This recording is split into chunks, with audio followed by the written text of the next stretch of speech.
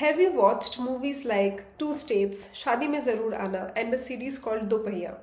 इन तीनों movies and series में एक बहुत ही स्ट्रॉन्ग मैसेज दिया गया है about the concept of dowry and the concept of female financial independence. So हम पहले समझते हैं कि डाउरी है क्या. So dowry is the concept of giving goods, materials, money, cash, gold, anything to the groom during the marriage. एक हिंदुस्तानी मर्द क्या चाहता है? 650 मीटर का प्लॉट है जी, 130 मीटर के हाईवे पे. एक लड़के के हाथ की घड़ी राडो की, एक रेंज रोवर है, एक टोयोटा की इनोवा है. कुल सोना 2.25 किलो है और 5 किलो चांदी है जी. 1 करोड़ की एफडी है जो 2026 में पूरी हो जाएगी जी. और 51 लाख कन्यादान है जी. And this is placed as a demand from the groom's family. तो हम पहले समझते हैं कि डाउरी और मैरिज गिफ्ट्स में डिफरेंस क्या है. डाउरी एक ऐसी चीज़ है जो ग्रूम के फैमिली से एज अ डिमांड प्लेस किया जाता है कि ये हमारी शर्तें हैं. Only if you provide these things I will marry your daughter और else I won't marry your daughter. And gifts is a complete different concept. Gifts is given as a form of love, celebration. कभी कभी marriage के जो bride and groom है वो भी एक दूसरे को गिफ्ट्स देते हैं if they are financially independent. So gifts is a completely different concept and dowry is a completely different concept. Dowry is still practiced in many parts of India, especially in the rural areas, especially in cities like UP and Bihar. अगर आप statistics देखें तो dowry related deaths भी इन्हीं cities में सबसे ज़्यादा हो रही है, यूपी एंड बिहार में. तो हम पहले ये समझेंगे कि ये सब सिटी में ये प्रैक्टिसेस इतनी ज़्यादा हो क्यों रही है. So these cities are very encode into the culture of tradition. And क्या होता है ना कि इन सब सिटीज़ में पीपल हैव मल्टीपल चिल्ड्रन. तो अगर आप पॉपुलेशन डेंसिटी भी देखें तो बिहार एंड यूपी की पॉपुलेशन डेंसिटी सबसे ज़्यादा है पूरे इंडिया में. और शायद एक फैमिली में there are multiple daughters and then a son. So what happens is that they believe that मुझे अपनी बेटियों को शादी करवाने के लिए पैसे, धन दौलत देने पड़ेंगे as a dowry. So it's very natural कि मैं अपने बेटे की शादी के लिए भी I will accept dowry from the bride's family. So it's, eye for an eye type of concept. So this is one of the reasons that dowry is heavily practiced in these areas. And apart from that, it's also seen as a tradition, good luck. There are many justifications to this practice. But एक interesting चीज़ ये है कि dowry is something that was not even originated in India. Dowry is not even a tradition of India जिसको आज हम as a tradition मानते हैं या फिर कहीं जगह पे ये बाई फोर्स प्रैक्टिस किया जाता है. It's not even a tradition of India. Dowry was actually brought into India by the Britishers. India में जो एग्जिस्ट करता था उसको कहते थे स्त्रीधन. स्त्रीधन का मतलब ये है कि हर एक ब्राइड को अपनी मदर से गोल्ड या ज्वेलरी रिसीव होते थे as a matter of financial security after her marriage. क्योंकि उन दिनों in ancient India land was not tradable and women can not inherit land.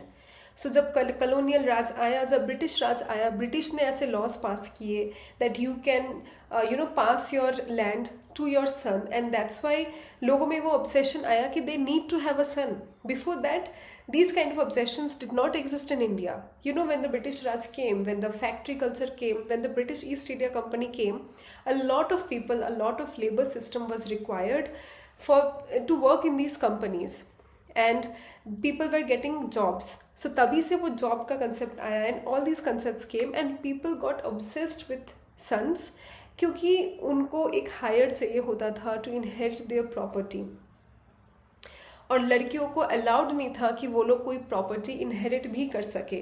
सो उन दिनों प्रैक्टिस होता था स्त्रीधन जिसमें वुमेन अपनी डॉटर को गोल्ड एंड ज्वेलरी प्रोवाइड करती थी. इससे उनका फाइनेंशियल स्टेटस इंक्रीज होता था and it use to provide them a sense of security.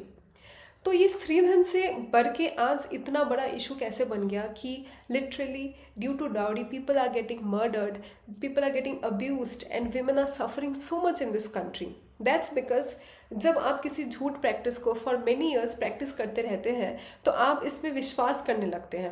You actually believe that it's a give and take policy and I have to take dowry. जैसे कि मैंने कहा कि अगर मैं डाउरी लूँगी तो मेरी जो बहनें हैं उनके मैरिज में भी मैं डाउरी दे पाऊँगी.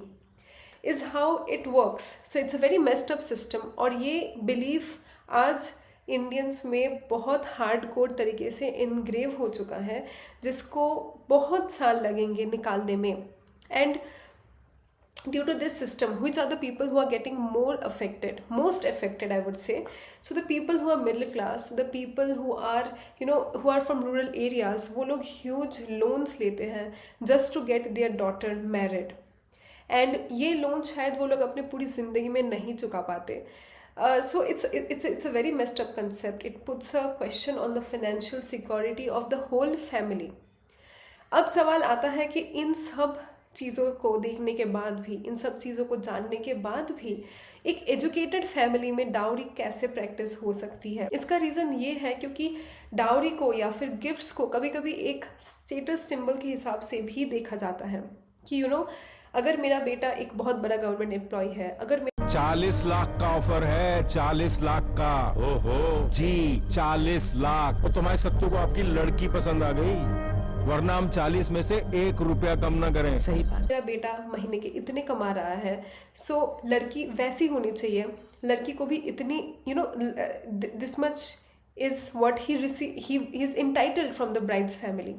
सो एजुकेटेड क्लास में इसको एक सिंबल ऑफ इंटाइटलमेंट की तरह देखा जाता है. तुम्हारी सैलरी कितनी है? व्हाट? पर मंथ तुम कितना पैसा कमाते हो? 25,000. तुम कौन? डजंट मैटर, मैं 50 कमाती हूँ. क्या तुम मुझे बता सकते हो कि तुमने ऐसा कौन सा तीर मारा है कि तुम्हारी शादी इतनी धूमधाम से हो रही और डाउरी में तुम्हें गाड़ी मिल रही? मैं लड़का हूँ. रियली? तो मिंटी को ध्यान से देखो. तुम्हें क्या लगता है कि अगर ये अरेंज मैरिज नहीं होती तुम इसे कभी पटा पाते? कितनी मेहनत की ये शादी करने में, पता है तुम्हें? लोन हो गया उनके सर पे, और ये जो गाड़ी मिल रही तुम्हें डाउरी में, उसकी प्राइस तुम्हारी 15 साल का दिवाली बोनस है. और जो गाड़ी चाहिए तुम्हें, वो तो तुम रिटायरमेंट के बाद भी नहीं ले पाओगे. हाँ, तुम जोर लगाओगे तो बड़ी गाड़ी दे देंगे बेचारे, पर तुम्हें कोई सेल्फ रिस्पेक्ट है कि नहीं? अब तुम डिसाइड करो. तुम इज्जत से मिंटी से शादी करना चाहते हो या एक गाड़ी की वजह से मिंटी की जैसे लड़की से हाथ धोना चाहते हो? ब्राइड की फैमिली भी सोचती है कि यार इतना अच्छा सेटल्ड लड़का है, एक अगर गाड़ी दे ही दिया तो क्या चला जाएगा, आफ्टर ऑल हमारी बेटी की लाइफ सिक्योर हो जाती है. This is what how Indian parents think, but this is not how it works.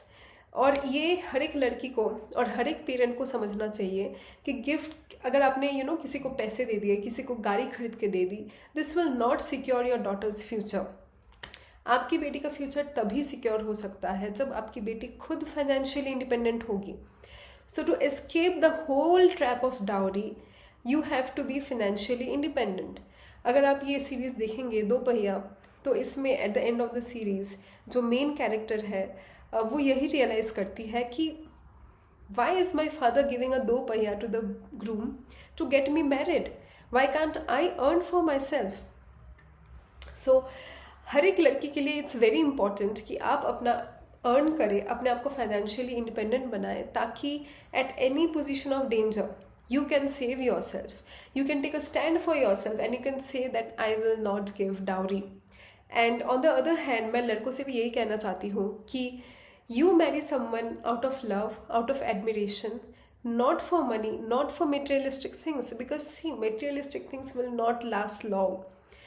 And everybody, this is the message to all the young people watching this. If you are marrying for all the wrong reasons, कि लड़का well settled है, लड़का ये है, लड़की वैसी है, don't marry for the wrong reasons. Marry somebody only if you like your partner, you are in love with your partner, and you are okay to spend your life with your partner, because at the end of the day, that is what matters.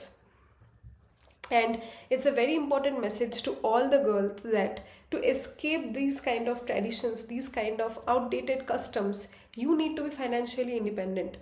वो चाहे वो काम छोटा हो बड़ा हो, that does not matter. Even if it's a small job, even it's a something very small, please do it for yourself. Please stand on your own feet, because in the position of danger, nobody will be able to save you other than you yourself. So money gives you that freedom, money gives you that space, money gives you that say for yourself, money gives you that stand for yourself. So keep that in mind. And आपको क्या लगता है कि ये सारे dowry cases होने के बाद भी क्या इंडिया अभी भी पहले जैसे रह जाएगा और हम कुछ इम्प्रूवमेंट देखेंगे? Because Gen Z is very updated, today the world is very modern. So I truly hope that these kind of outdated customs are no longer practiced. Thank you for watching this video. and we will be talking about more topics on this channel. So please subscribe and like this video. Thank you.